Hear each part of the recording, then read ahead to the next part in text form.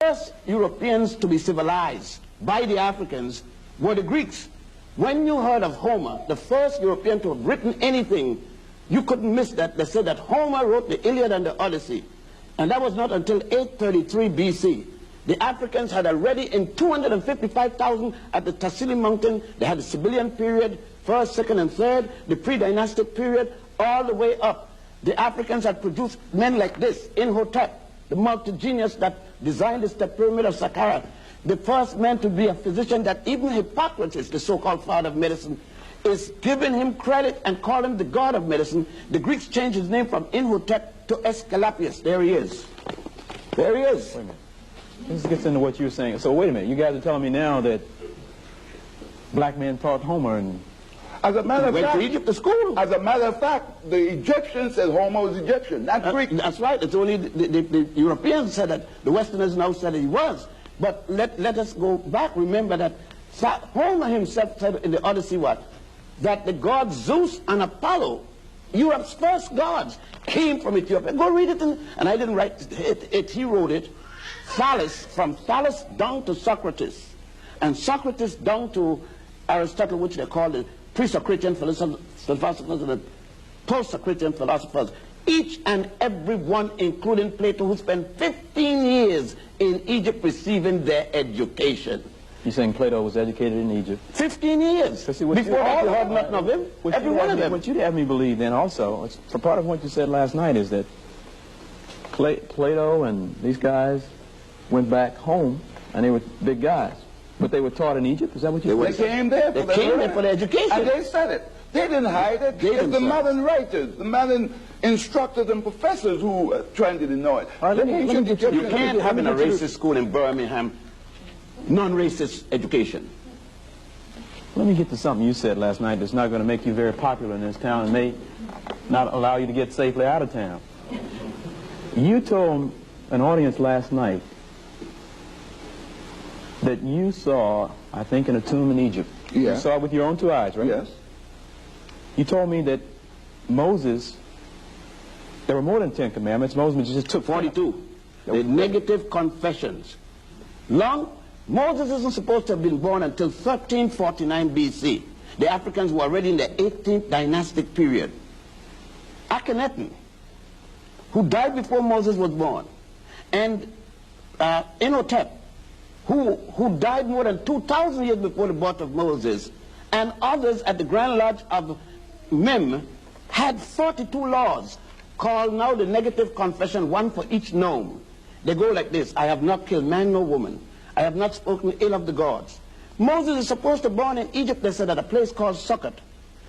Already, it says that Moses get the 10 commandments of Mount Sinai.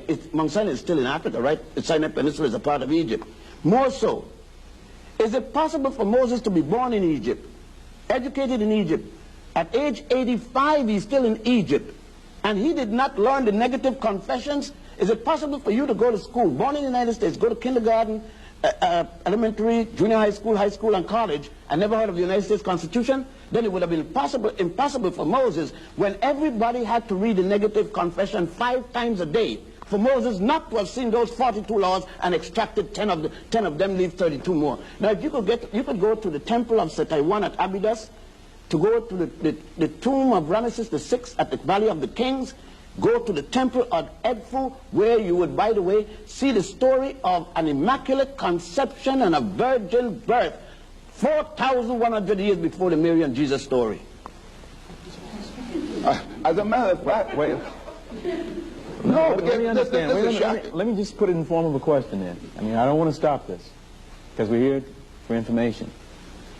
But what you're trying to get me to believe is that Moses didn't get the 10 commandments from Mount Sinai, but he got them from his fellow Africans. Moses was the high priest in Egypt, a high priest of the Egyptians in Egypt. Then what was he teaching? He wasn't a high priest of the Jews. They were no Jews in those days. They called themselves. Remember now, there was no Israel yet. Israel is not until 1196. And when we to hear of Abraham, Avram as he was called, coming into Egypt, the Africans already in Egypt, already in their 14th dynastic period when he shows up. All of the pyramids are built. That's another thing. Everyone, the 62 pyramids in Egypt were built before the first Jew was born. Why was he fleeing from the Pharaoh? Let me ask What you was the something. charge? I can write anything when I want to write, you know. Who's going to stop me from writing if I got the power? I was about to ask you, what kind of trouble do you get into for holding these kind of views? Oh, the other day, a black sister spat in my face, and because she couldn't take that. She couldn't take that Jesus was black. She said, no, no, no. I mean, he had no color. If he didn't have no color, how John the Baptist saw him to baptize him? Do you realize that you're getting at the foundation, that you're shooting and digging away at the foundation of what most of us grew up believing? Yeah, well, we believe a lot of things for a long time. One thing, they give us 3 pages in the Bible. Slave, obey your master. And that's what we believed for the longest time. They said that Jesus said, so how would Jesus, who fought the system, say to the slave, obey your master? It didn't sound rational, would it? So, look, most of the things, we're in a European system. You could come to this university and spend 4 years, go back and spend another 2 for your master's, and another 1 or 2 for your doctorate, and never had any course at all about Africans. But every day you come here, you got courses about Europeans. This is an extension of European culture, European belief, European racism. And it has no intent of teaching about the Africans. The Africans built the Europeans' first university, the University of Salamanca in Spain. These are historical records. It's just like... Okay, one of the things you said last night is that it's not just black people who are saying these things. No. Most of this information are written by whites. In white books. It's just that they don't emphasize it in the classroom. As a matter of fact, let me back you up when you open up the discourse. We were speaking about Columbus.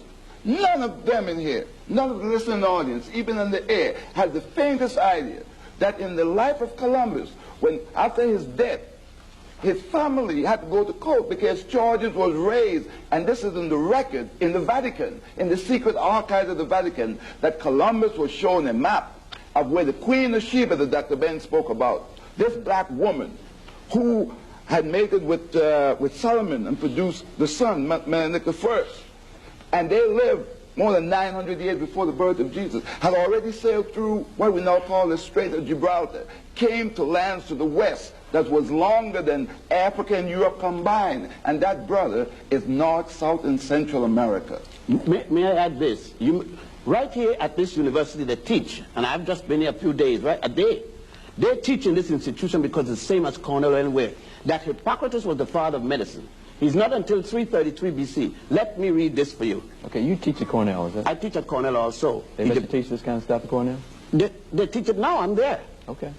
1700, in 1700 BC, that's 1400 years before Hippocrates, you can find the Kahum medical papyrus. Papyrus is paper. Okay. A compendium of information about women's diseases and pregnancies.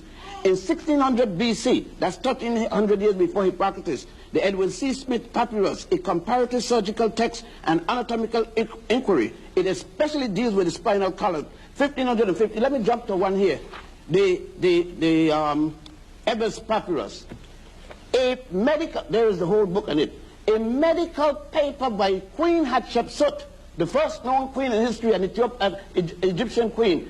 A papyrus designed to show women how to develop a method to stop pregnancy, to insert into the vagina, made of the shrub of acacia and honey, which break down into lactic acid. Not only that, Monsanto, DuPont. So we're talking about birth control. Birth control in 1550 BC by the Africans. It's a long time before the pill. A few days before the pill. But keep in mind, however, keep in mind that Europe is not yet in history. European history. The Greeks ain't arrived yet. All I ask, one at a time. All right. Okay.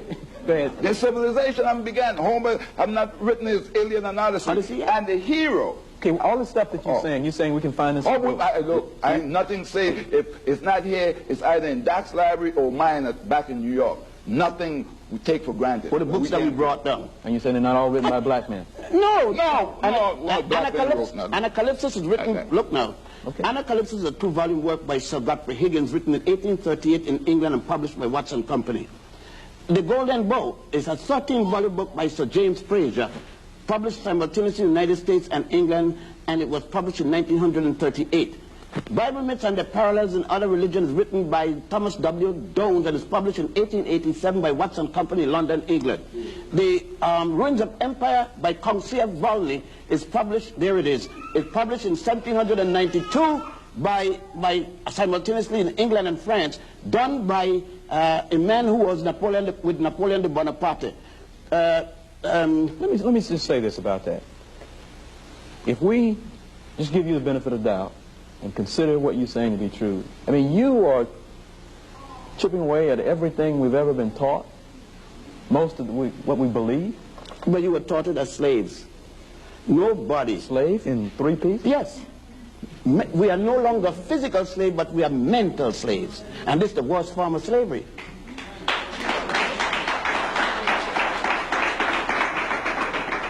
Some of us believe that the Cadillac and the house on the beach makes us free. But it's the mind that makes us free. Well, I'm just glad I have to ask the questions and don't have to defend any of this stuff.